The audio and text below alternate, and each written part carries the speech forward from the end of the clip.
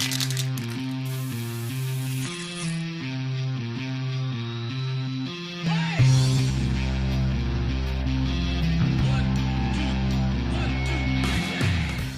here at the Twitter Chirp Hat Day and getting around and meeting all the cool developers. So who are you? I'm Jody Rich, Wing Dude, CEO of Peoplebrowsr. We started 3 years ago building huge data mine of tweets and MySpace data and Facebook data. And what we've launched yesterday is Analytically, which is a very, very deep dive into Twitter analytics. We look at events, we look at brands, we look at the global Twitter sphere metrics that are going through. Who are the celebrities who are being spoken about most? What are the brands that are being spoken about most? And the part that I'm most excited about is we can take your audience, Robert, and we can tell you what brands your audience is speaking about. What are the memes and themes going on in your audience? So first of all, is this a free service or is it something we buy? Tell me a little bit about that, because I'm really interested in this for Rackspace's accounts. Great. We would love to do something with Rackspace because we also have this end-to-end link with human sentiment, Mechanical Turks, so that we can say to companies like Rackspace, hey, what are the good things that are being said about you after removing sarcasm and double negatives and double positives? And some of it's free, some of it's $20 a month, and then the really deep reports are thousands of dollars. And that's how we make money, and we've been cash positive now for about 9 months.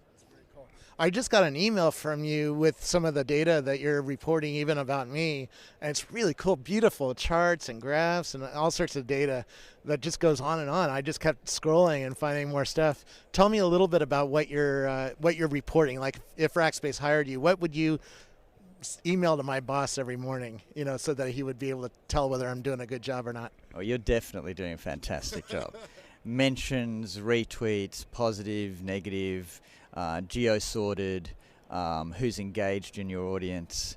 And then we drill down on all the metadata as well. So what we're doing is collecting all the metadata. Our objective is to be this very, very rich source, not just of the tweets themselves, but all the other metadata around Rackspace. It might be tweet pics or tweet photos or the cloud index. And so we're getting together with other developers and uploading all this metadata into one big central database. And the database is growing at about 2 terabytes a month. What do you think about Twitter's moves? Because they've clearly shifted direction, that they're now competing with some of the partners that that had open free reign, right? They bought Tweety, they're building a BlackBerry client, they just announced they're building an Android client. Do you think they're going to build analytics? Obviously they are. And how are you going to keep ahead of them, I guess? So I think I wouldn't say competing. I think they're blessing. They are blessing the ad space, they are blessing the client space, they are blessing analytics when they get involved. And it will always be that nimble little developers who are focusing on particular things will be able to offer users like Rackspace a richer experience. So I welcome Twitter being involved. And who says that there's room for only one player? We're talking about the world. This is a revolution that's going on, and there's room for many, many players. What are you most excited about? You sat here yesterday while Evan was on stage and the execs announced some new features. Did you see anything cool that you're going to use in your companies? So first thing is, I think the headline news is that Twitter has evolved a lot in the last 12 months as a company.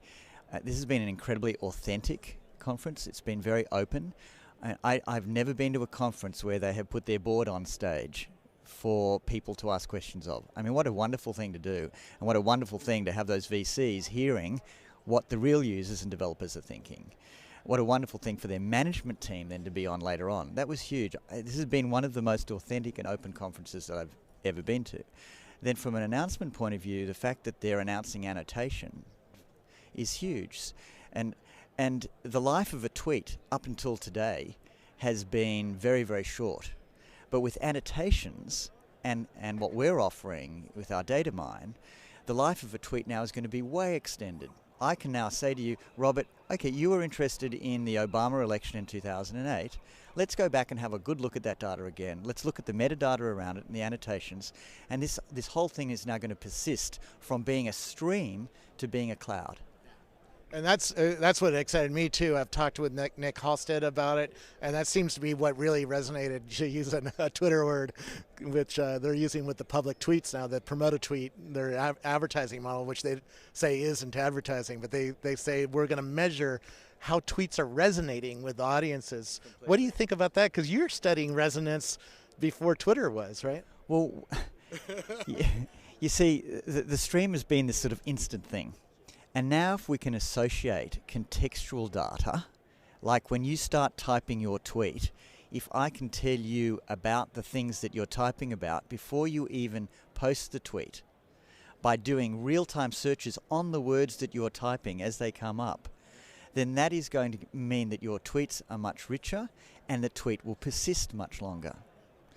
And then by allowing you to search back up to 360 days, we're giving the tweets a much, much longer life. And so this business is moving from one which is basically instant satisfaction, instant justification, to a one where we will be looking much, much deeper into the future and we'll have a lot more data available to make decisions. It's really an exciting time to be in this space. What do you are you hearing anything about Facebook? Because Facebook's next week, and this video will probably come out in a week or two, is going to announce something, right? And you're sort of studying not just Twitter, are you? Or are you just going to focus totally on Twitter? Well, so our analytics is very, very Twitter-centric because they're so open. And MySpace is now open, and so we're adding MySpace. We really wish that Facebook would be more open, but they haven't been. And that's, one of the huge appeals about Twitter has been the openness. So, you spend lots of time in LA, those guys would say, today, it's the first day of the rest of your life. There's some amazing things that Twitter have done today. And you're absolutely right. Everything that we've done for the last 3 years is putting us in a position where we can launch, experimental things. I think I told you about T2. What's that? T2 is our experimental client that we'll be letting you have a look at next week, where as you type the post, we'll be showing you all those different relationships.